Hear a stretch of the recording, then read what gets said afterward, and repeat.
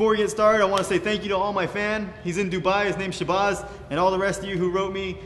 He's my only self-proclaimed fan, so thank you, Shabazz. Anyhow, I have, by popular demand, I've decided to make a DVD. It's an hour-and-a-half long. It's going to be ready June 15th, ready to ship. If you want to order it before June 15th, it's $20. After June 15th, $25.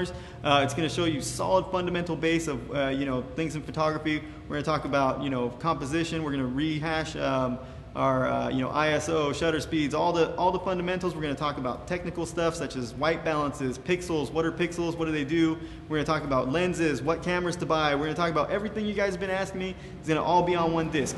I'm going to be releasing it month by month, chapter by chapter. So if you want to see it for free, it's going to come out month by month by month by month. It's going to take you guys a year. But if you want to shell out the 25 bills, $25 that is, US.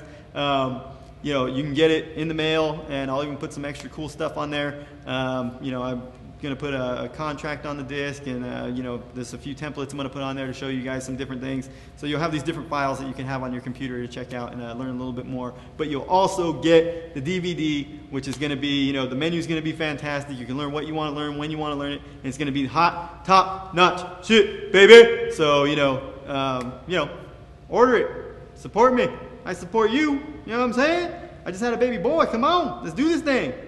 Yeah, but order it. You'll learn a lot, and you'll improve your future. The sky's the limit. When the student is ready, the teacher will appear, baby. So let's get back to business. I'm gonna start teaching you some stuff. Thanks for hearing that out. All right, we're gonna talk about. This isn't so extremely deep, but it's going to give you a fundamental base so that you know. But what I'm going to teach you is about white balance. So white balance. So it all comes down to light, and what it is this: there are a few different types of light out there. There are actually many different types of light. We're going to talk about 4 different types of light. They're the most common light you're going to come across. Maybe we'll throw in a 5th one. But anyhow, the light sources are number 1, first and foremost, the sun. So we got the sun. And then we have tungsten, and I'm not sure if you know what tungsten is or not, but it's around all over the place. Tungsten is just regular light bulbs. It's the ones that have the 2 little pins that come up in between there, the little metal, the filament in there. That's tungsten light. And then you have halogen lighting, which is the gas-filled tubes. Electricity hits the gas, lights it up, blah blah blah blah blah. That's halogen. And then you have flash, so your camera's flash that shoots off the light. But also that 5th one that I was talking about is like shade sun, the sun when it's in the shade, when it's being blocked by something, and it's that reflective light that's around. Anyhow, those are the 4 to 5 light that you're going to find most common everywhere. And the thing with these light sources that people don't realize is that they all have a different color temperature. Now you may have heard color temperature before, and you're like, what the hell is color temperature? But it took me a while to figure it out. I had to read books, all this stuff. Anyhow. Color temperature is basically lights put out a certain hue with them. Like the sun, I believe the sun has a very blue light, and then it goes all the way to a very reddish light with tungsten. And in between, there's all these different levels. They're measured in Kelvin degrees, and basically they cast their shade onto your camera. Now with film, they used to have different temperature films that you'd use for different situations, and to make sure that your whites are whites and everything else falls in place. When your whites are whites, your blacks are blacks, your blues are blues, your reds are reds, everything falls into place when your whites are white. That's why it's called white balance, because you're balancing out that white so everything else whoosh, falls into place. Now one thing that you can do is on your camera there's all your little settings, and they're very easy. They're a monkey can do them. There's a little sun, and so when you're in the sun you put your white balance to sun, and it knows that that's the right Kelvin temperature, and it's gonna balance out your image sensor to get you those correct whites and correct colors all over. The little light bulb on there, it looks like a little light bulb with 3 little things over it. That's for tungsten. You have a little pole with 3 things on top, 3 things on bottom. That's for halogen. And then there's actually a little house on there with a little shade coming off the side, and that's for being in the shade. And then flash, there's actually a little flash one on there too, because flash is a different temperature. And so you put those on there, and your picture won't have those orange casts, yellow casts, blue casts. You won't have these things that really dull out your picture. You might not even see them now. When you look at your pictures, they might be fine. As you tune in your eyes, you can start to notice that, wow, like these pictures look like hell. But if you fix that, your pictures look sharp. They have depth. They're everything you thought they'd be. For some reason, like you might look at your pictures now, and for some reason it just looks a little blah, it looks a little drab.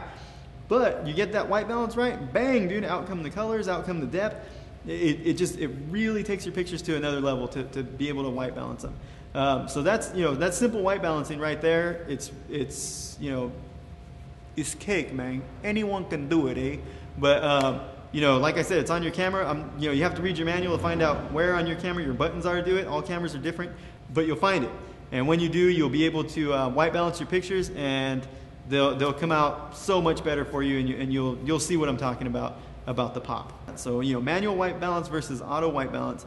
To me, I never use auto white balance because I just don't like it. When I go and do my pictures later, like in Photoshop or something, if I make one correction, I can apply it to everything else as long as I had the same white balance on. So even if it was the wrong white balance, once I make the correction, I can apply it to everything, and everything will be right. If I go auto, different white things come into the screen, and your camera will try and make that white, or like the lightest thing, it'll try and make white. So you can have something that's an off-white and it becomes white. You can have something that's pure white, it comes in and it's white. So now those pictures are both balanced differently because auto white balance automatically assumed they were both the same white. And now your pictures there could be all off, they're all different, so you have to correct each one individually. In that case, I do black and whites. But that's a little joke. It's not funny, but it's a joke. You're going to want to manually white balance your camera, you know, if that's, you know, picking the right white balance. I personally am not about auto white balance. You know, I'm sure sometime you might find it. Whatever you want to do, if you decide, you know, hey, I want auto white balance, sucker, don't tell me what to do, then, you know, do your auto white balance all you want until your heart's content and you're super happy. But me personally, I do manual white balance. Now, there's some situations where there's different lights all affecting you at the same time. Right now, I have a light right here I believe it's a tungsten bulb, and it's shining at me, and now I'm blind. But over here, the sun is shining in. So I white balance my camera for the tungsten, so this back here has a blue cast over it, but I should be pretty good, you know. But to me, oh well, you know, that's something that you can do. You know, I decided to do that. I knew that was going to be the effect that happened. But sometimes you want it to appear white. You know, you want whites to appear white even though they're being affected by 2 or 3 different light sources. And what you can do in that case is a custom white balance on your camera, which is taking it to the next level.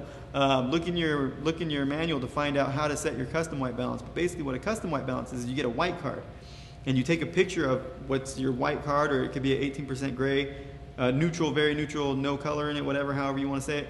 But you take a picture of this white card, and then in your camera you say, this is what I want to be white under these lighting situations, and you just set it, and it's a custom white balance. So if you have different color, different, you know, temperature lights coming at you, you set the auto white balance. I mean, it's the opposite of auto. It's the most magnificent one. You set your custom white balance. It looks like 2 little triangles with a little square in the middle. But you have to set it. And then once you have it set, then you apply it, and your pictures will be correct. So, you know, get these little white cards. They cost, like, some of them cost up to $60. You know, some people just use a plain white piece of paper. I would suggest getting the ones that are, you know, the more expensive ones, just because they are pure, perfect white. I don't have one yet. I have to go get one. I've been shooting for 10 freaking years, and I still don't have one. But, you know, it happens.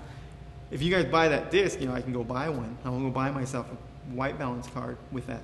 Okay, so in retrospect, auto white balance, bad. Manual white balance, good.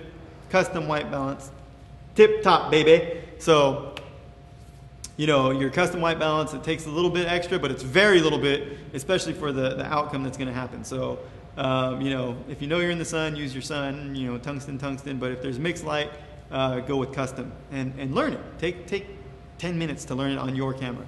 You know, do that for me, for you, for the world of photography. Photography is like anything else.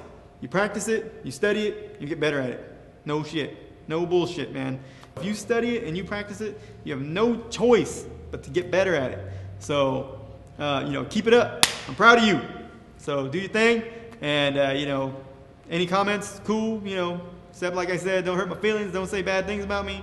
Please, don't do it. But, you know, I'd love to hear from you guys. I appreciate it. I love it. Take care, and I wish you guys the best.